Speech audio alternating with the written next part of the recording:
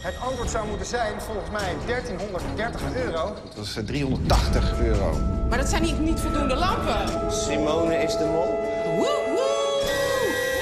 Deel die groene dozen eruit. Oké, ik zit een beetje vast. Ah, fuck, kom er niet uit. Ja, ik kon die trein niet af. Gooi maar, gooi maar, gooi maar. 2 pakketten zijn niet juist bezorgd. Ik weet niet hoe dit gebeurd is, maar dit is een miraculeuze moederstreek. Ja, ik wist het.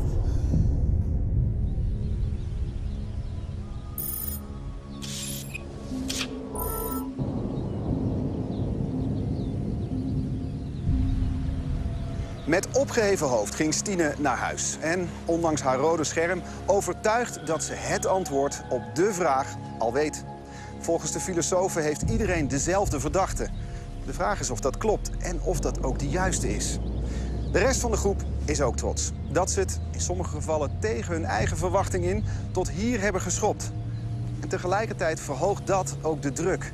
Want het spel verlaten, terwijl je voor je gevoel al bijna in de finale staat, dat is een nachtmerrie.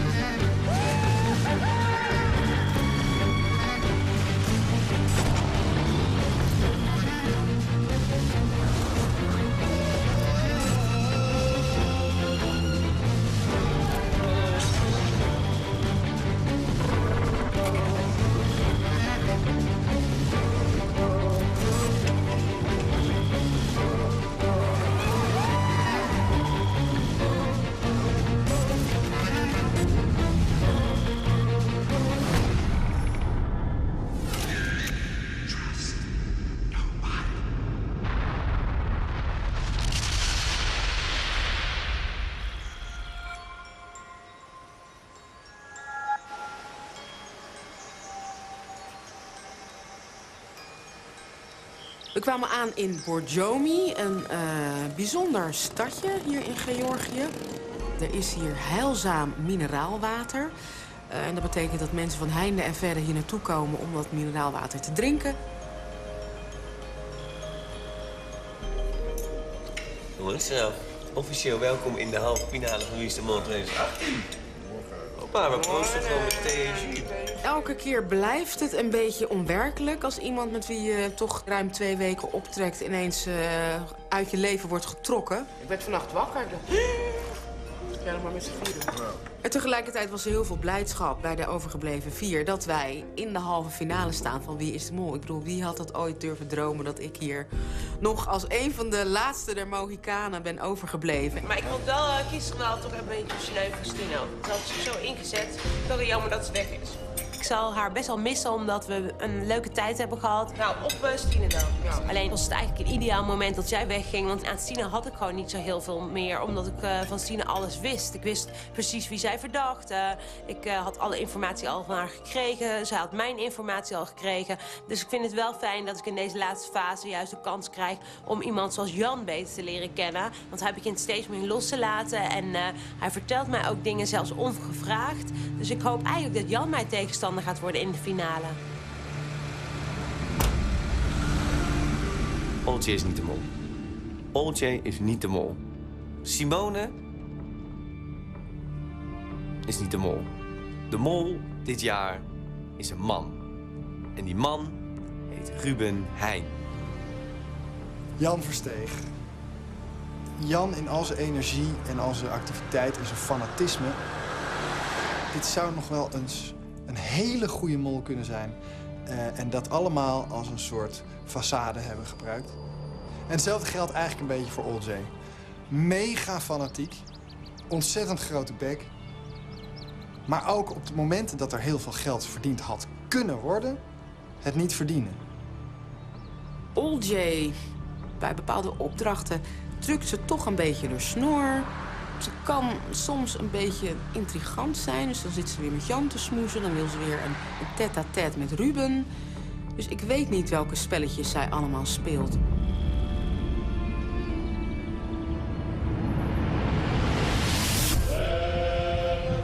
No, oh my God.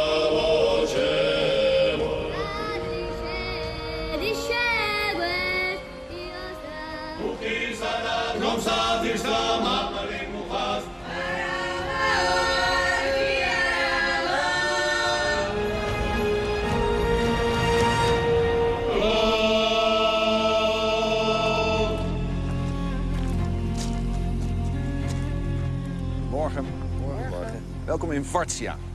In 1185 stichtte koningin Tamar dit godklooster als bescherming tegen de Mongolen. Zo'n 2000 monniken woonden hier, verspreid over 13 verdiepingen met evenveel kerken. Maar wat je nu ziet, dat zag je toen niet. De stad werd eind 13e eeuw blootgelegd door een aardbeving. Met zoveel historie is dit natuurlijk een prachtige plek voor een polyfonisch zangoptreden. Daar kent Georgië een rijke traditie in. Toch, Ruben? Ja, zeker. Tussen het genieten door is de bedoeling dat jullie de zanggroepen matchen die hetzelfde nummer zingen. Per juiste match verdienen jullie €250. Veel plezier. Ik kan nauwelijks onderscheid maken in melodieën of teksten. Dus laat het niet aan mij over om dan een match te vinden tussen twee compleet verschillende uitvoeringen. Oh jezus, dan wij gelijk even doorlopen verder. blijf bij hiervoor. Ja. Staat hier Wij al... beginnen bij 1. Ja. Ik zeg eigenlijk direct, laten we ons een beetje verspreiden, zodat we sneller kunnen werken. Olsje en ik gaan op pad en Ruben en Simone gaan op pad. Toen Jan en ik langs de eerste grot liepen, wilde ik meteen stilstaan. Want was dat een waanzinnig mooi nummer.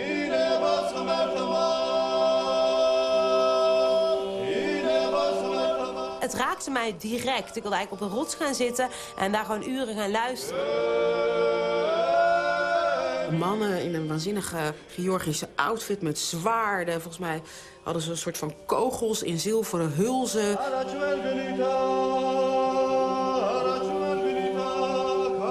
Ik was echt een beetje uit het veld geslagen in zoverre. Het was zo'n fantastisch geluid, fantastische sound.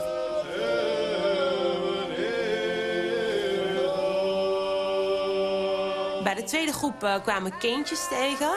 En die zongen iets minder mooi, maar alsnog wel echt heel schattig. Om goed te kunnen onthouden wat er per groepje gezongen wordt, ga ik een beetje meezingen. Ik geloof als je iets herhaalt, kun je het beter opslaan. Harre, harre, harre, harre, harre, harre, harre, harre. Het leek een vrij makkelijke opdracht. Maar de kinderen hebben natuurlijk een heel zacht, lief melodietje. En de wat oudere mannen die we tegenkwamen zongen het nummer natuurlijk uit volle borst met een hele heese, zware stem. Dus zie dat maar te onderscheiden. Mooi, hè? Ja, check. Mama lief, Mama li moegela zou. mama limi. Het eerste koor hadden we gehad en toen moesten we door naar het tweede koor. Dat waren tieners. Die waarschijnlijk door de aanwezigheid van een aantal gekke Nederlanders iets wat van de leg waren. Maar het loopt aan, maar het loopt aan. We gaan gewoon even door.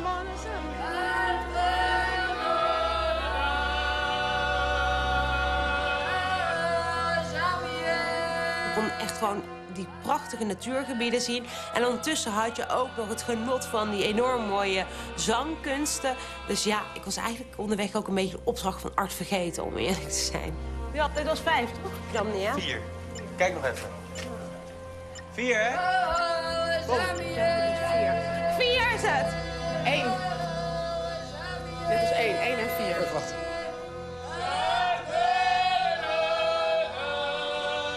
Nee. Ik twijfel over 1 en 4, omdat de kindertjes bij koor 4 wederom misschien wat bevangen waren door de zenuwen. Wat ik ze niet kwalijk neem, maar het maakte de opdracht wel wat ingewikkelder. Ja, oké, dus we hebben nu 4 verschillende liedjes. Ja. Maar dat is de 1. Dat was de eerste. Die 3 was met vraag en antwoord. En 2 waren een beetje die hoge stemmetjes. Ja, die hebben we niet goed genoeg geluisterd. Maar die En dit lijkt dus heel erg op 1. 1, ja, precies. Oké, Maar het door. loopt aan.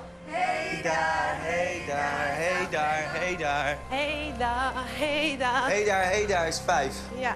Ja, dit hebben we al gehad. Dit is harra. Dit was 2 of 3. 2, 1, 4, 2, 6. 1, 4, 2, 6.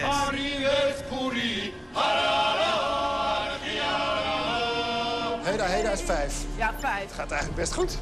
Moeten er Nou ja, één- ik heb nog geen enkele match gehoord, jij wel? Nee, dat niet helemaal niet.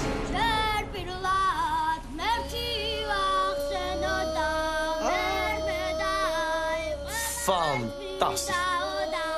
Het laatste groepje, groepje 7. Er staat 1 meisje bij. En die is staat zo serieus te zingen. En op het moment dat ik dan even naar haar lach... dan heel even een lachje terug. Een heel lief, mooi, puur lachje. En daarna weer vol door in het serieuze gezang. Ja, het was fantastisch. Hey, Mama Limoe, dit is nummer 3. Mama Limoe. Ja, nummer 3 was dat. Eigenlijk al vrij snel hadden we alle koren gehoord. Het waren er 7. En daar kwamen we Jan en Olje weer tegen. Geweldig. Oh, jij hebt het geluid. Maar die gasten ook weer. Maar ik denk dan toch dat 1 en... 4? Ik dacht 1 en 4. 1 en 4, 7 en 3, en 2 en 5 dan. Zullen we ook even terug gaan naar 2 en 5? Ja. Thank you. Maatloba. Maatloba. We waren het eigenlijk vrij snel met elkaar eens. We waren er 100% zeker van dat 3 en 7 bij elkaar hoorden.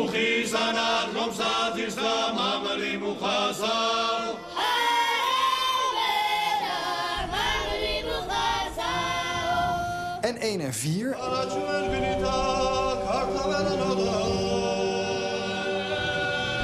Dit is 1. Ja, waarschijnlijk toch, ja.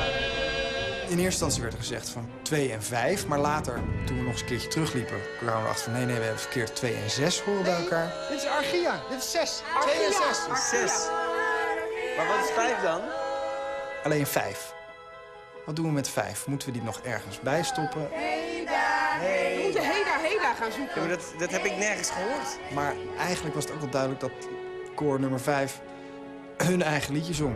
Jongens, kijk, wat weten we zeker? 1 en 4 weten we zeker, 3 en 7 weten we zeker, 2 en 6 weten we zeker. En 5. Maar 5 is dan los. Maar ik kan 5 niet in mix zijn van verschillende. Nee, het Ik moet heb nergens matchen. Heda. 2, oké. Maar zeggen we dan die doen we los of delen we hem gewoon ergens in op de gok? Ja, ik zou hem ergens indelen. Nee, want dan zijn we... Maar je moest de juiste matches maken. Dan klopt de match niet. Dus je als kan de toch, match niet klopt, dan Dan verdien je die 2,50 niet. Nou, dan moeten we hem los doen, denk ik. ja. Toen we al die koren nog een keer af zijn gegaan, dachten we nee, er zijn 3 matches. En 1 koor, dat zingt gewoon een afzonderlijk lied dat niet een matchen is. Dus wij dachten, oké, kom maar op Art, want dit keer moet jij ons betalen. Mooi hè, die samenzang. Prachtig. Vooral op deze plek. Eens kijken of jullie in harmonie waren of dat er iemand een valse noot speelde. Daar heb ik heel lang over nagedacht. Mooi. Goed, de combinaties. Want daar ging het om. Welke zanggroepen zongen hetzelfde nummer? €250 per juiste match. Daar spelen jullie voor. Laat maar horen. Wij dachten 1 en 4, 1 en 4, 2 en 6, 2 en 6, 3 en 7. 3 en 7, En wij denken dat 5 in zijn eentje was. 5 in zijn eentje. En wie is het brein achter deze combinaties? Wij allen. Nou, eigenlijk wel. Een gezamenlijke Als een koor. team spirit opeens, ja? Jullie hebben het helemaal goed. Nice.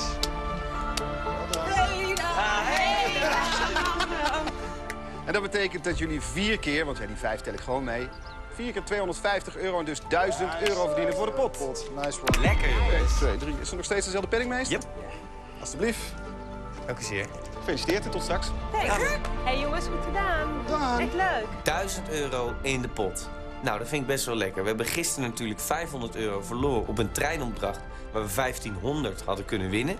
Dat is dus eigenlijk 2000 verschil. Dus dat we de dag nu beginnen met €1000 in de pot erbij, ik vind het best wel lekker.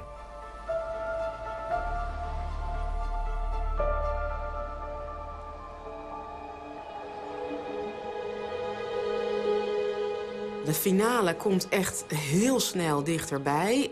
Maar die laatste paar hoorders die moesten nog genomen worden bij de test en executie morgen. En in de test zitten natuurlijk heel veel persoonlijke vragen. En als ik net die paar vraagjes goed kan beantwoorden, ja, wellicht sta ik dan eind van de week in de finale.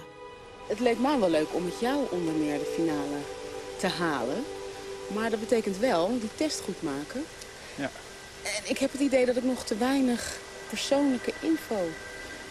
Van mij. Ja. Simone kwam naar mij toe. Uitwisselen. En ik vind het eigenlijk wel prima als mensen naar mij toe komen. Want dan willen ze iets delen of iets van me weten. En dat zijn dan ook gelegenheden dat ik misschien weer wat van hun te weten kan komen. Maar hoe zie jij het voor je dan, die finale? Jij, ik en? Olje of Jan. Oh Ja, één van beiden. Het lijkt me wel leuk, 2 vrouwen en een man. Maar ik bedoel, Jan is extreem fanatiek. Dus ik denk dat hij het wel heel goed gaat doen. Ja. Maar ja, Maar dat is een beetje mijn strategie. Stel, zij verdenkt mij. Die optie is natuurlijk ook nog. Dan mag ze mijn antwoorden wel weten. Aan de andere kant, als ze mij niet verdenkt... dan moet ik natuurlijk uitkijken dat ze meer antwoorden goed heeft dan ik. Dus het is een beetje een gevaarlijke balans. Maar tegelijkertijd, ik denk ook dat we elkaar een beetje kunnen helpen. Misschien kunnen we wat dingetjes uitwisselen. Is goed. Wat meer info. Ik heb eigenlijk ook niet zoveel info. Nee, ik weet wanneer je jarig bent en dat je piano speelt. En dat je 2 kids hebt, maar verder... En de vragen in de test worden steeds persoonlijker. Dus ik dacht, misschien kunnen we... Dat is geen slecht idee, Toch? Simone Wijmans. Hij ging daarmee akkoord. Ik was daar heel verbaasd over. Hij zei van, ja, goed idee. En dan kunnen we een beetje wat informatie uitwisselen. En ik heb het idee dat het daarop gaat hangen. Ja, en dat zijn elke keer ook dingen waar je moet gaan gokken. Ja. Dus, Terwijl als je dan net even iets meer weet... Ik vind het een goed idee, Simone Wijmans. Dus dan hebben wij een soort van deal. Wat een deal, man. Ik spreek je later. Dan gaan we meer in-depth daten, ja? Mol daten. Oké. Deal.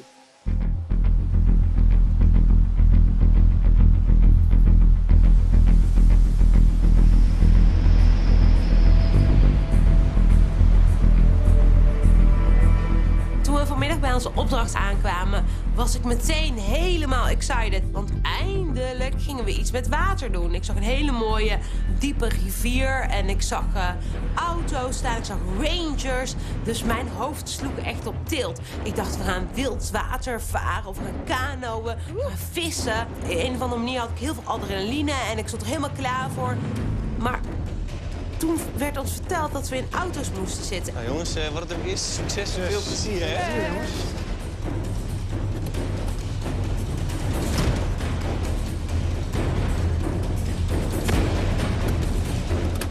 Wij komen aan, moeten in een auto gaan zitten. Geen arts. Waar is arts? Waarom horen wij geen arts? Bonus track, Felix Jan, Ain't Nobody Loves Me Better. Waar slaat dit op? Ik bedoel, Art kan toch wel even de moeite nemen om ons een opdracht uit te leggen. En op het moment dat ik mijn veiligheidsriem al vast dichtgemaakt had... want ik dacht, dit gaat hem worden... horen we Art over de portofoon. Kandidaten. Het is tijd voor karaoke. Karaoke? We staan hier in een rivier. We moeten toch zwemmen? Art, ik bedoel, waar is mijn wetsuit? Hoe bedoel je karaoke? Elke auto heeft een playlist van 10 nummers. Het idee is dat je in een kwartiertijd zoveel mogelijk liedjes aan elkaar uitbeeldt. Per liedje dat geraden wordt verdienen jullie €50. Op elke playlist staat ook een bonusnummer. En dat is €100 waard. Eén voorwaarde om geld te verdienen. De ramen en deuren moeten gesloten blijven. Veel succes! Ik wilde eigenlijk meteen de auto uitstappen. Sorry, maar hier doe ik echt niet aan mee, hoor. Ik bedoel, ik kan dit niet. Ik ga mezelf niet zo voor gek zetten. Jeetje, Georgia on my mind, Jungle Boogie, Piano Man. We kregen allemaal een telefoon met 10 liedjes. You gotta fight for your right. En wij kregen de opdracht om die 10 liedjes aan elkaar met een soort hints over te brengen. Jullie mogen beginnen. Ja. Ik druk op de toeter om de anderen aan te geven dat ik iets duidelijk wil maken. En ik gebaar. Jullie en wij. Jij 2, jij 3. Toen kwamen de brandweermannen in actie... die hun waterslangen gebruikten Hoe moet ik hier nou mee? om ons in een soort hoosbui te zetten. Hallo, jullie zijn helemaal gestoord. Hoe moet ik dit nou doen? Simone! Simone, kijk naar mij dan. Je zit in Georgië, bij een rivier, in een auto, in een hoosbui. Muziek keihard aan, te hinten naar de overkant welk liedje je aan het horen bent. Maar ze keek maar niet. Kijk naar mij. Dus ik zat ook wanhopig met mijn handen op die ruitoffer van Simone als een soort Kate Winslet in Titanic. Simone, kijk naar mij. Kijk dan naar mij. We konden elkaar nauwelijks zien. Natuurlijk moesten de ruitenwissers aan. En een van de eerste nummers die ik probeerde te communiceren, dat was Car Wash. Car Wash! Er lag een doekje, dus ik begon natuurlijk Car Wash, wash. Maar hij kon me niet goed zien. Waarom ga je naar de binnenkant van die ruit schoonmaken? Kijk nou. Hello. It's me. Ik besloot dat mijn eerste nummer Hello was van Adele. Ja, hallo. Dat begrijp je wel, toch of niet? Maar Jan begon heel druk heen en weer te gebaren. En toen dacht ik van, wat bedoel je allemaal, Jan? Ik heb geen idee. Ik bedoel, je kan in de kop staan. Ik ga dit echt niet raden. Zet je ruitenwissers aan. Zet je ruitenwissers aan. Nee, ga er eens knippelen. Oh ja, oké, ruitenwisser. Dus ik deed mijn ruitenwisser aan. En ik zag nog steeds helemaal niks. Hallo. Hallo. Hallo. Toen ik eenmaal een soort van face-to-face contact had met Jan... en ik zwaaide naar hem en ik zei, hallo! Raadde je het meteen? Ja, hallo, dat heb ik. Hallo. Dus ik kwam eigenlijk een beetje in het spel. Ik dacht, het is eigenlijk wel veel leuker als dat ik dacht. No woman, no cry.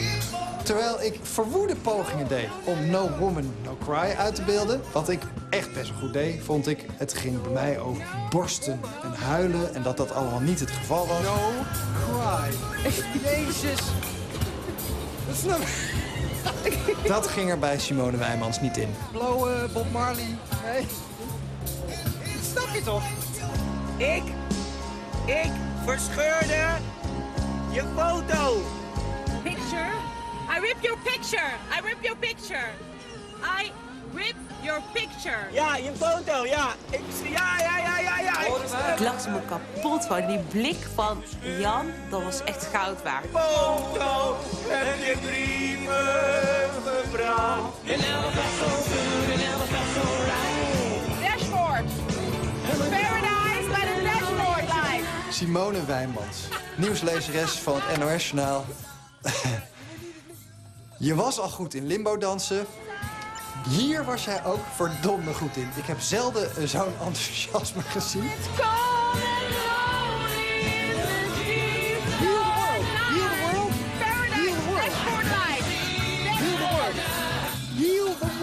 Heal the world. Mijn volgende nummer was Bloed, Zweet en Tranen. Dat is het favoriete nummer van mijn vriendje. Dus ik krijg daar zelf ook een beetje tranen van in mijn ogen. Dus ik wist precies hoe ik die moest uitbeelden.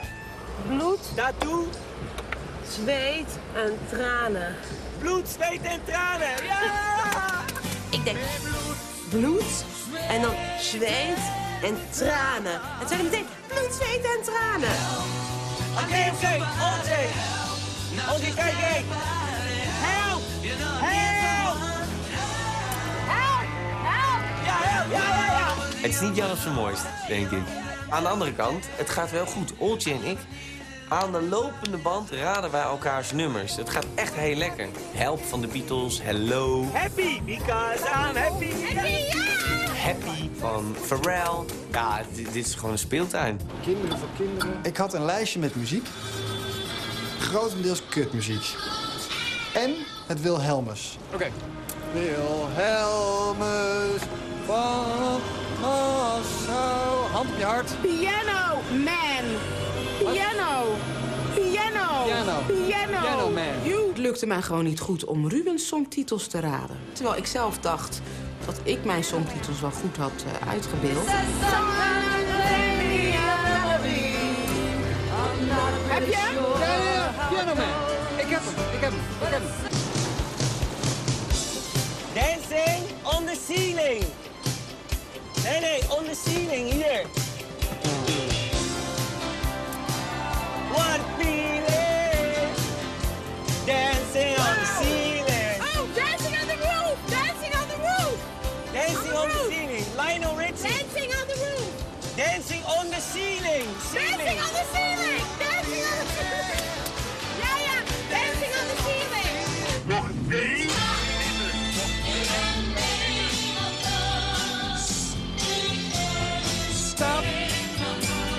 Stop in the name of love. Love. No more crying. Love, crying. Break my heart over.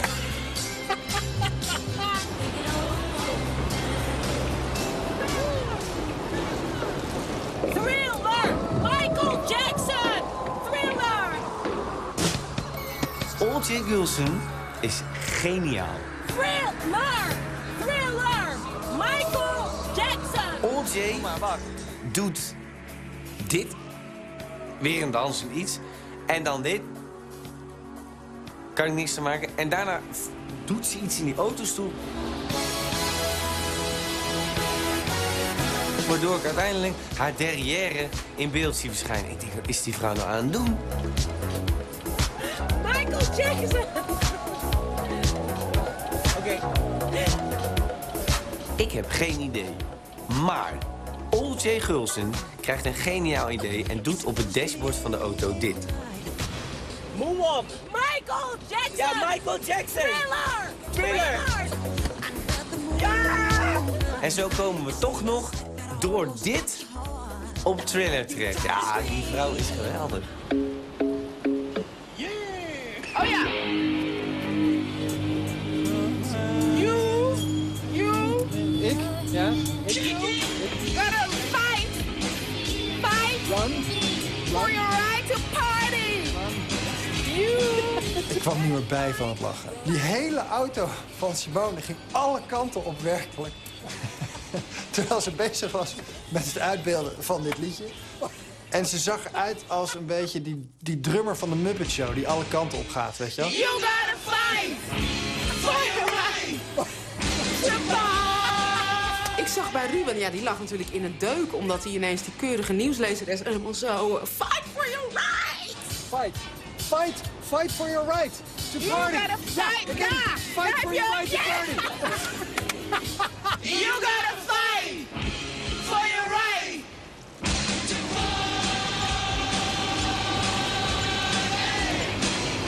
En plotseling was de tijd voorbij. Nee, deze opdracht had wat mij betreft nog uren kunnen duren. Kandidaten, ik kon meeluisteren. Wat een genot. Ik heb nog nooit zo'n concert gehoord. Ik heb ook allerlei nieuwe nummers gehoord. Bijvoorbeeld I Ripped Your Picture. Ik verscheurde je foto? Nee. Verscheurde je foto. I ripped your picture. Maar ik vind dat jullie het er heel knap vanaf hebben gebracht. Jullie hebben in totaal 12 nummers correct weten over te brengen. Oh. Ja, ja. En van die 12 waren er ook nog eens 2 bonusnummers. Het nummer Thriller en het nummer Piano Man. Ja. En dat betekent dat jullie verdienen voor de pot met deze bijzondere opdracht €700. Hoppa, lekker. Alsjeblieft. Ik heb het idee dat wij het heel slecht deden. Jij was fantastisch. Tot morgen. Ik had het stop. Name love. Wij hebben er echt Before you break my heart. Ja, 7 of 8. Oh, wat erg. Hoeveel? Jullie hebben er super. Ja, wij hebben er echt 7 of 8, ja. Wij gingen heel lekker.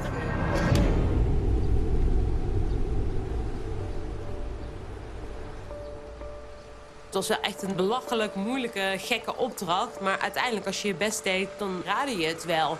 Dus wij waren best wel verbaasd over het feit dat Ruben en Simone vrijwel niks hadden binnengebracht. Dus wat mij betreft zijn Ruben en Simone allebei wel echt verdacht. Dus je favoriete acteurs, dat zijn... Javier Bardem, Ja. Philip Seymour Hoffman Ja. en Willem Dafoe. Oh ja. De onnavolgbare Willem William. Dafoe. Ik had met Ruben afgesproken om een moldate te organiseren... om wat persoonlijke informatie uit te wisselen. Ik weet natuurlijk niet 100% zeker of ik hem kan vertrouwen. We zullen zien. Ik hoop dat deze strategie mij naar de finale gaat brengen. En jij? Steve Buscemi. Oh, ja. Philip Seymour Hoffman. En volgens mij William H. Macy, maar dat weet ik even niet zeker. Oh ja, Fargo. Ja. Simone en ik hebben wat informatie uitgewisseld. Nu kun je afvragen, is dat slim op dit punt in het spel? Maar wat mij betreft is Simone niet de mol. Vind ik het wel prettig om die informatie van haar te hebben... zodat ik dat in ieder geval kan wegstrepen als ik de test maak. Maar het zal er wel op neerkomen dat ik mijn stinkende best moet gaan doen... want zij weet evenveel van mij als ik van haar.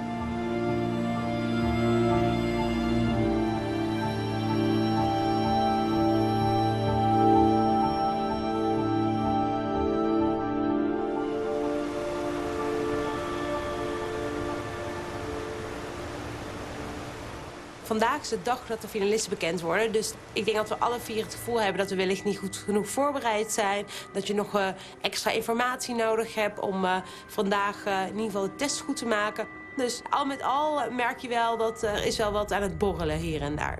Ik wil graag met jou naar de finale. Jij toch ook met mij? Natuurlijk wil ik met jou naar de finale. En mijn idee is, ik heb mijn vragenlijst uitgeprint. Die ga ik aan jou geven. Ik heb hem 2 keer uitgeprint, zodat jij hem aan mij kan teruggeven vanmiddag met jouw antwoorden erop. Ja, en wat heb je daar aan? Dan weten we in ieder geval dat 2 van de antwoorden per vraag van jou of mij zijn. Dus blijft er een grotere kans over dat we de mol kunnen ontmaskeren. OJ stelt voor om elkaars lijst uit te wisselen. Dat vind ik niet zo'n goed idee. Want ik heb als voordeel dat ik met Ruben vrij lang op een kamer heb geslapen. Ik ken Ruben beter, denk ik. Omdat als je met iemand op een kamer slaapt, je maakt toch een praatje, ook buiten het spel om. Weet je, hobby's, hoe gaat het met je kinderen? Gewoon kleine dingetjes. Oké, ik had ook een plan bedacht om in de finale te komen. Oké. Dat is dat jij heel erg moet gaan mollen vandaag. Nee, maar dat gaat nooit lukken. Wel, want dan gaat Simone misschien toch wat vragen op jou invullen. En dan hebben wij sowieso meer vragen goed op Ruben. Ik denk niet dat ik nou een enorme molkandidaat ben in deze groep. Maar we kunnen het allicht proberen. Dan maakt de kans groot dat wij samen de finale halen. Oké, maar dan moeten we vandaag zorgen dat ik geen geld verdien. Ja. Oké. Echter besloot ik wel met Jan af te spreken dat ik mijn best zou gaan doen om tijdens de opdracht die later vandaag zou volgen, ja, misschien eventueel een beetje shady te gaan doen. Ik heb in jou wel een gelijkwaardige tegenstander gevonden. Nou ja, denk je? Ja. We zullen zien. Gelijkwaardig, dat betekent dat alles kan gebeuren, Jan. Ik ga je gewoon slopen in de finale, hoor. Ja, prima, dan sloop je gewoon terug. Maar laten we daar maar eerst komen. Ja, dat is een goed idee.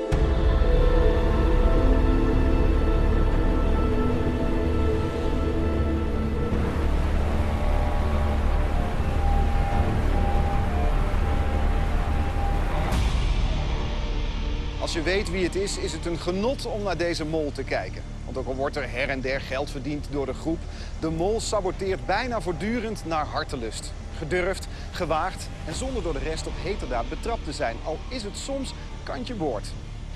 Nu de groep steeds kleiner is geworden en daarmee de kans om de pot te winnen steeds groter, doen de kandidaten fanatiek hun best om die te spekken. En dat fanatisme gaan ze hard nodig hebben in de volgende opdracht.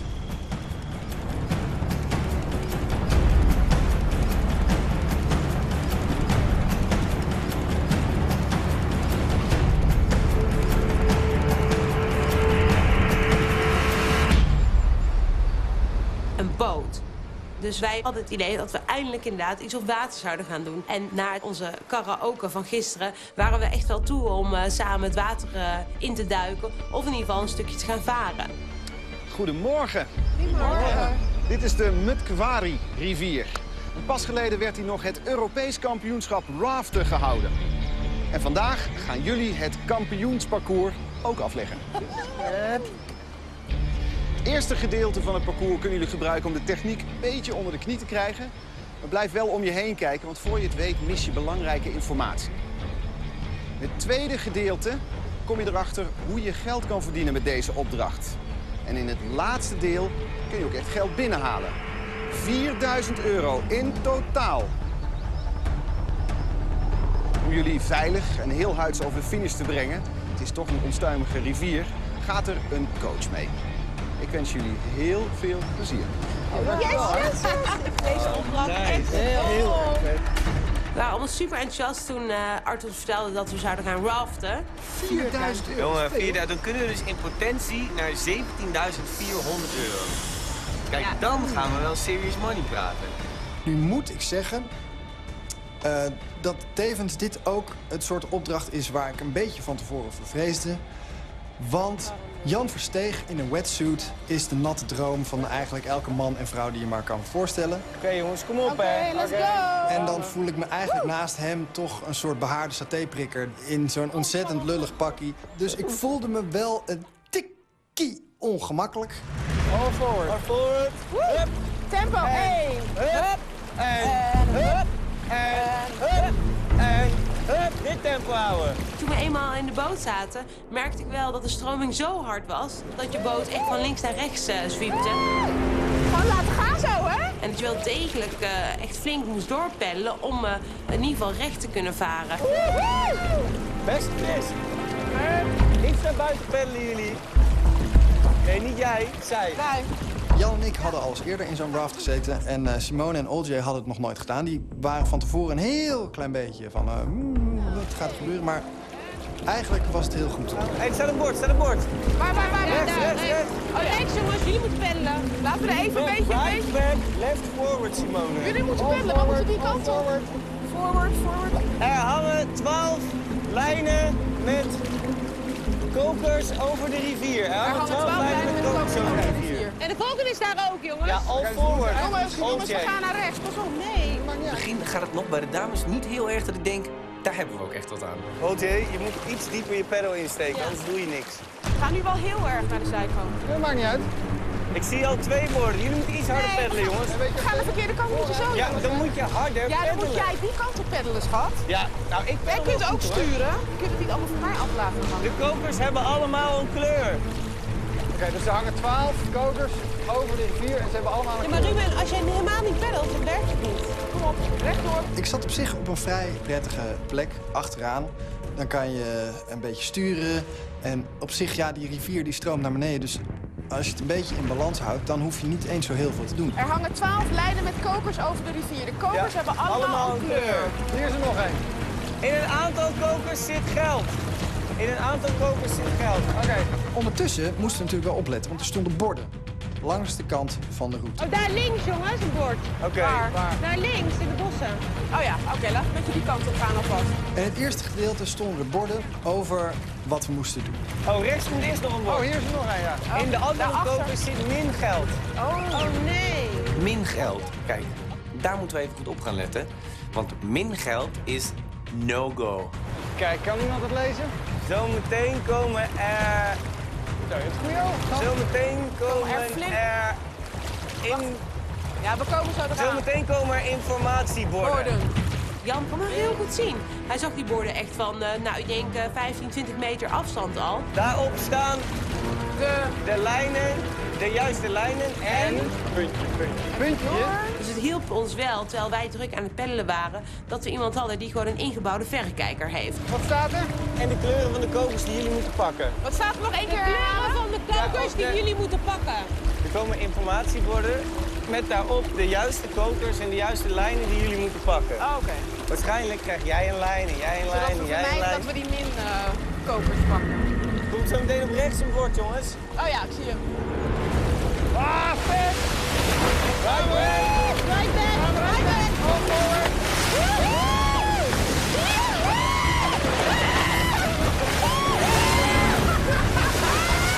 Langzaam werd die rivier steeds wilder. En eigenlijk tot ieders plezier, want hoe hoger de golven, des te harder het gekraai. En achter me hoorde ik dan de stem van David zeggen... Right backwards. Left forward. Right back Ja, en all en forward. Alright. Oké, kijk. Het geld in de kokers wordt verdubbeld, mits. Het geld in de kokers wordt verdubbeld, mits. Volgende. Jongens, wat te gek is dit. Mits de juiste persoon Wees weer goede ogen, man. Mits de juiste persoon Hem deze pakt. pakt. Oh shit, dan moeten we... Oké, 12 lijnen, 12 kokers, lijnen. kleuren. Kleuren, naam, Namen. nummerling. Yes, here we Yes. go. Komt-ie! Gassen, Ja. gassen. Woo! Right back. Ja, right back. Hé, kijk. Oh ja, daar komt dan. Daar staat Jan nog wel. Nee, daar staat geen Jan. Dat is iets heel korts wel. Nou, misschien Ruben. En toen kwamen de specifieke aanwijzingen. Ik denk dat er inderdaad Ruben staat op OJ. Je zag een naam, een vlag en een kleur. Maar staat er Ruben? Met een gele kleur. Staat Ruben. Ruben, jij bent geel.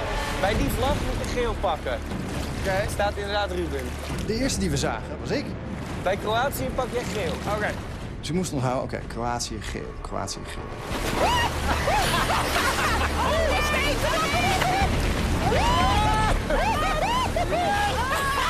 Het is wel echt spectaculair om te doen. Er komen hele golven water, komen de raft in.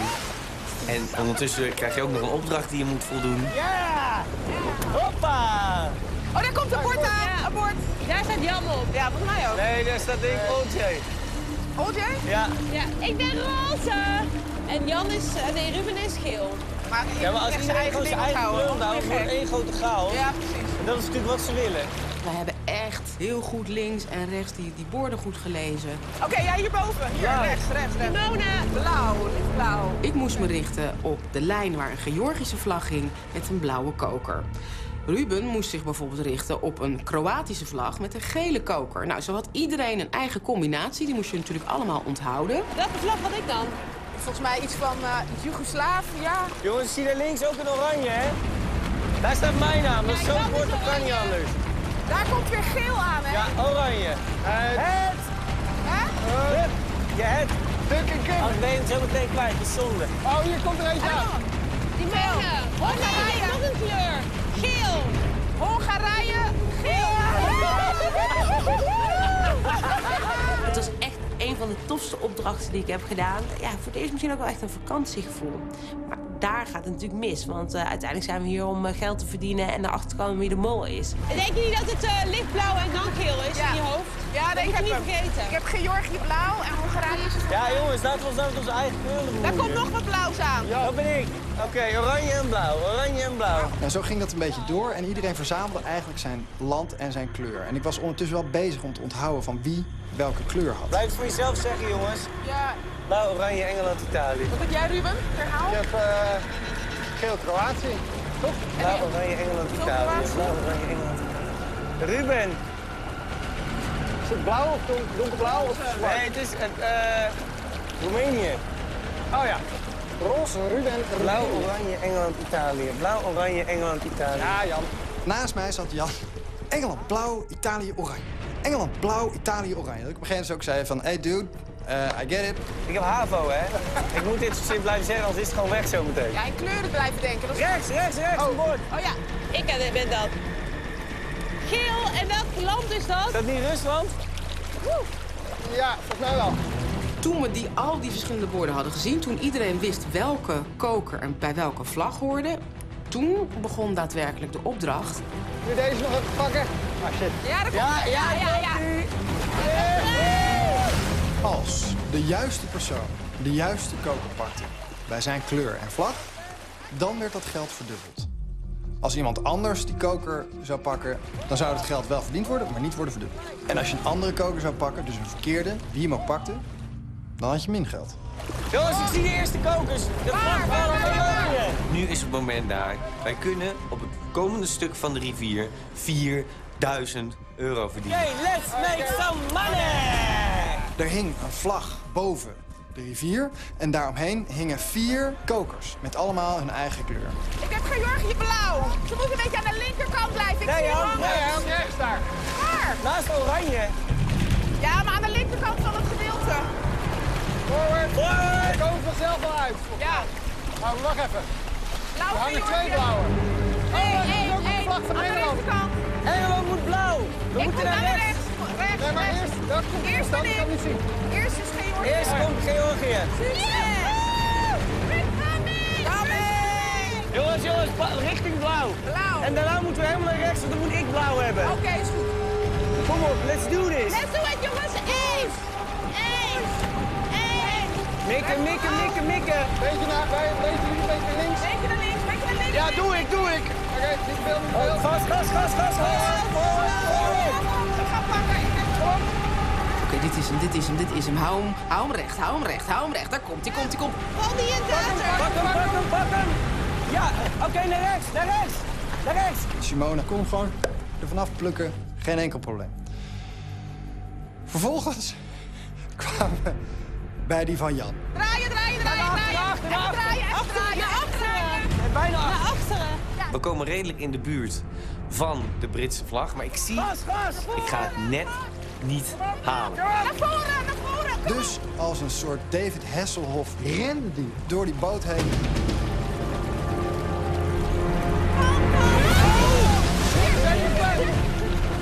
Ja, als een soort mislukte Superman vlieg ik door de lucht. Het was echt heel spectaculair. Maar hij moest die boot weer in. En hij had die koker in zijn hand. En je zag ook toch een lichte paniek in zijn ogen van Jezus. Hou die pedal vast. Hou de pedal vast. Calm down. Come to my side. En toen zei David, de Rus zelf, come to my side of the boat. Voetjes vooruit. Hoppatee. Die man is berensterk, die deed gewoon dit. En die gooide Jan gewoon terug in die boot. En toen gingen we gewoon weer verder. Geel. Maar ik heb hem wel. Ik heb de koker die ik moet hebben. Dat betekent dubbel geld. Geel! Dat ben ik! Dat ben ik! Geel! Ik had dus Kroatië en geel. Daar naartoe! Ja, daar haal ik Oh, man! Focus! Focus door! Ik haalde het gewoon niet. Ik kon er niet bij. Ik heb het geprobeerd. Jammer. Rusland! Rusland ben ik! Oranje! Oké, ik kan even niet vinden. Kom op! Oké, kom op! Even staan. Rustig. Pak hem eraf. Heb je oranje? Olje die pakte 2 kokers, want die waren een beetje in elkaar verstrengeld geraakt. Je hebt ze allebei. In het beste geval heeft zij dus 1 koker met min geld en 1 koker met plusgeld gepakt. Maar ja, als ze een beetje slim is en ze wil een beetje mollen vlak voor de finale, dan pakt ze gewoon 2 kokers met min geld. Jongens, daar! Focus, kom op! Olje, ben jij dit? Ik ben dit! Draai! Volgende! Shit, we hebben die gemist! Ja, is niet anders. Daar komt Italië! Nee, Roemenië. Ja, dan Italië. Roemenië. Welke kleur? Oranje. Roze Roemenië. Oké. Oké, Ruben. Deze moet je even pakken. Ruben, ook ga je paard. Ga rechts, kom op. Wacht, Ruben. Ja, pak hem. Ja, dat kan niet bij. Sorry, maar dan spring je. Hier, dat kom ik kijken. Pak. Yes! Turkije. Ik kan toch ook eens Ja, en toen waren we al bij de finish. En toen was deze raft-opdracht, een van mijn favoriete opdrachten, was alweer voorbij. Helaas, dat was het. Het avontuur was voorbij. Iedereen was toch wel een beetje high energy. Want ja, gewoon kicken in zo'n raft over zo'n wilde rivier. En daar was Art. Ik ben blij dat jullie allemaal heel huis de finish hebben bereikt. Hoe was het onderweg? Ja, wauw. Volgens mij zijn jullie vooral benieuwd hoe jullie het ervan afgebracht hebben, hè? Ik begrijp dat er zelfs een snoepduik is gemaakt om geld te pakken. I want my money, man. We gaan het zien. Koker nummer 1.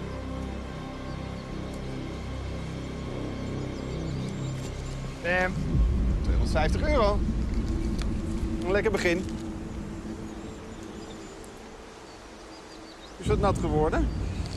Koker nummer 2 is min geld.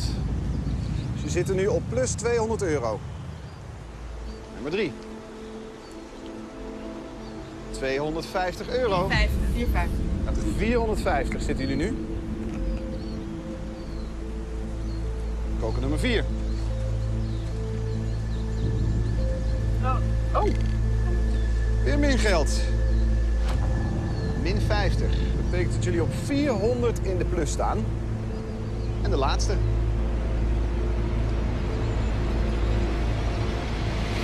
Is ook weer wat nat. Ook weer min geld. 400 in de plus was het. Min 50. Dat betekent 350 in de plus. Er is gemold hier. Er was een situatie waarin 2 kokers verstrengeld waren. En dat waren de kokers van Olje. Dus die heeft er 2 gepakt. Dus we hadden al bedacht van oké, er zit in eentje min geld. Maar er moet ergens moeten er 2 kokers gepakt zijn die niet kloppen. Maar we zijn nog niet klaar. 2 mensen hebben hun eigen koker gepakt. En dat betekent dat er nog bedragen verdubbeld worden. Er komt nog €500 bij. Ik zie al iets meer glimlach op jullie gezicht. Dat betekent dat jullie €850 hebben verdiend bij deze spectaculaire opdracht. €850. Penningmeester? Ja. Alsjeblieft. Hartelijk dank. Fijne middag, tot straks. Dankjewel. Ik denk dat ik, omdat ik 2 kokers heb gepakt, dat... Maar waren ze dan alle 2 fout? Ik heb geen idee. Ik heb wel gewoon mijn eigen kleur gepakt. namelijk. Ja, want dat was roze. Rusland, Rusland. oranje. Ja. Ja, Olje en Jan.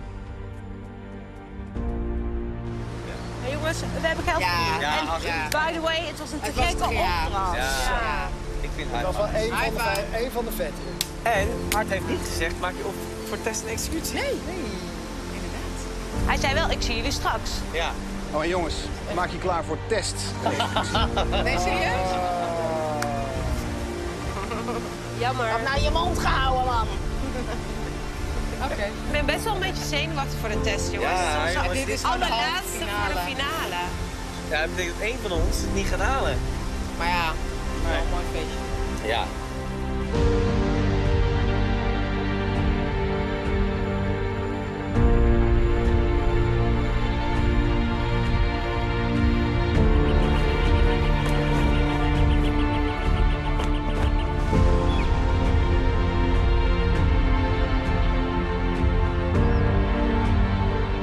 Tijd voor de test. 20 vragen over de identiteit en het doen en laten van de mol. Degene die het minst weet, ligt uit het spel. Behalve de mol. Die hoeft nooit naar huis.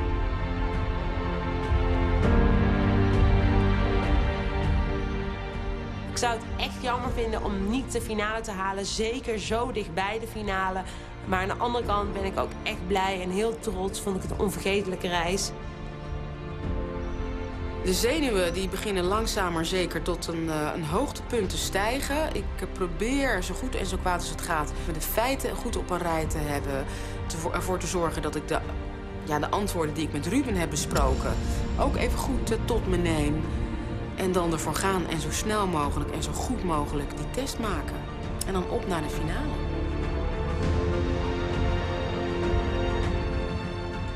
Kijk, in het begin van Wie is de Mol is het heel belangrijk om te spreiden. 4, 5 mogelijke mollen. En later worden dat er 3. En nu waren het er 2. Maar het is wel echt tijd om op nog maar 1 mol te gaan zitten. Het kan niet anders. Ik denk dat de rest ook niet gaat spreiden. Dus als je spreidt, dan ga je er sowieso uit.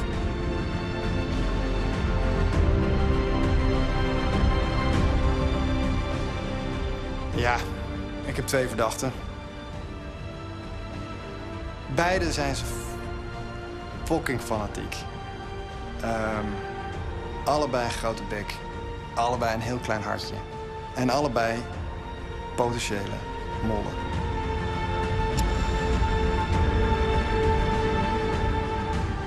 Mijn strategie bij deze test is niks spreiden, alles op Ruben. Vol op Ruben. Als je kijkt naar zijn gedrag, als je kijkt naar de hoeveelheid geld die hij de pot in heeft weten te krijgen, dan is er maar 1 antwoord mogelijk. Ja.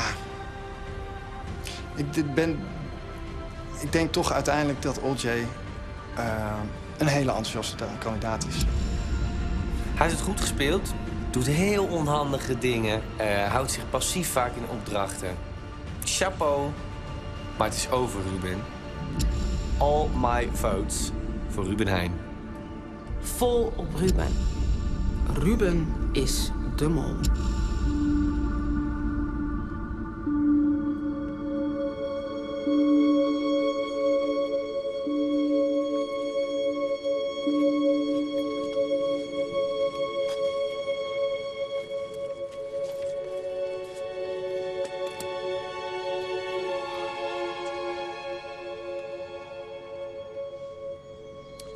Dit achter jullie is het Romanov-paleis.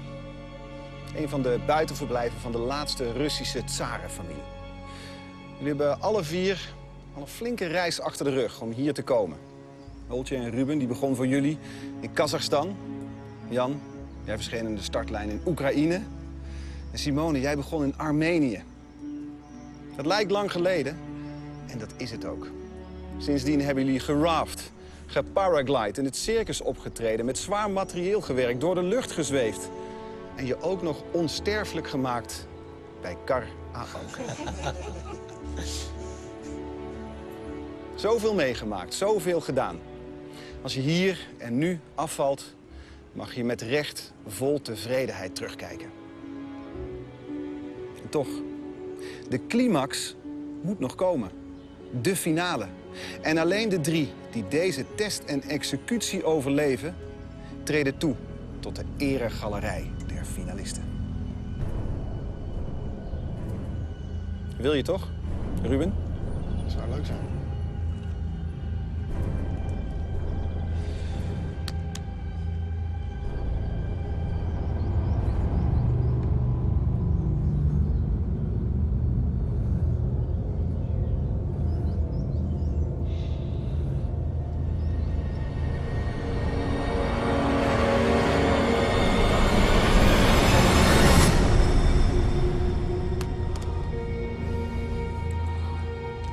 Nice one, dude. Damn. Gefeliciteerd. Thanks. Van harte. Dank je. De eerste finalist.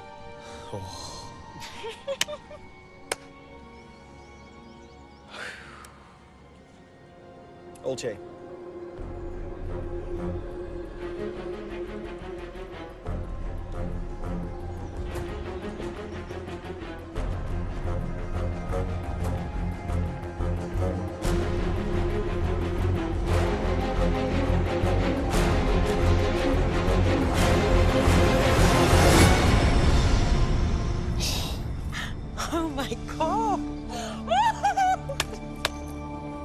Sorry. Oh, God. Zo onverwacht. Feliciteer, lieverd. Oh, shit. May the best man or woman win. 2 finale plaatsen vergeven. Nog maar eentje over, Simone en Jan. Simone.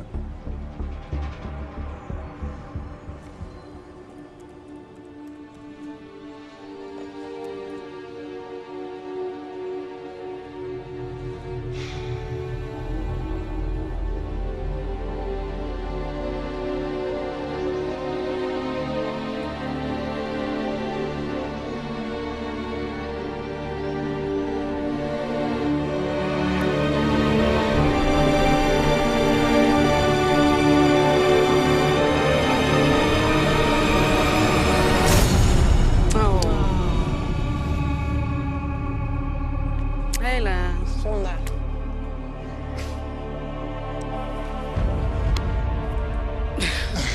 Jammer. Gefeliciteerd, jongens. Ja. Oh, dit is baal. Zonde. Zonde, maar je hebt het zo fantastisch goed gedaan. Ja. Haar vertrek betekende mijn ticket naar de finale. Dus het is heel dubbel. Ik baal wel enorm. Maar ik ben heel blij voor jullie. Ik ben echt heel blij voor jullie. Kom op, we zijn heel ver gekomen. Hey, tot ziens. Bye. Dankjewel, hè. Ik kan er nog niet helemaal bij dat ik in de finale van Wie is de Mol zit. Het is echt bizar. Ik had dat niet verwacht. En ik moet ook nog een beetje... Ik ben een beetje beduust of zo. Nee, serieus. Waren jullie niet verbaasd toen er bij mij een groen scherm kwam? Beetje. Ja, ik ook. Ja, hè? Jij ook, toch? Je schrijft nooit wat op. Ik baal heel erg, dat hoor ik je meteen zeggen. Ja, ik dacht echt dat ik de test goed had gemaakt. Dus het kan best zijn dat Ruben in de persoonlijke info hier en daar wat foute antwoorden heeft gegeven. Dus daar zit ik een beetje over, had ik hem moeten geloven of niet. Ja. Maar het was een te gekke ervaring, die raft op het einde. Je bent er wel met een bang uitgegaan. Ik ben wel met een bang uitgegaan. Ik heb Jans leven nog bijna gered. Dus in die raft. Kom, geef. Hou die pedal vast. Hou de pedal vast. Jij hebt dit spel best wel solo gespeeld. En op het laatst trok je wat in het naar begin had ik toe. natuurlijk wel Bella, Mhm. maar die ging er al vrij snel uit. Ja. En toen was het eigenlijk on your own. Dus ik heb het eigenlijk, inderdaad, wat je zegt, solo afgemaakt. En solo ook verpest, misschien ook wel. Ook des te knapper dat je zover bent gekomen, kun je Ja, zeggen. misschien ook wel. Ja. Ben je nog steeds overtuigd van je mol? Ja. Dus met die overtuiging ga je naar huis. Ja. Ja. Ik wens je een goede reis. Dankjewel. En dankjewel. Hey, tot ziens. Hoi.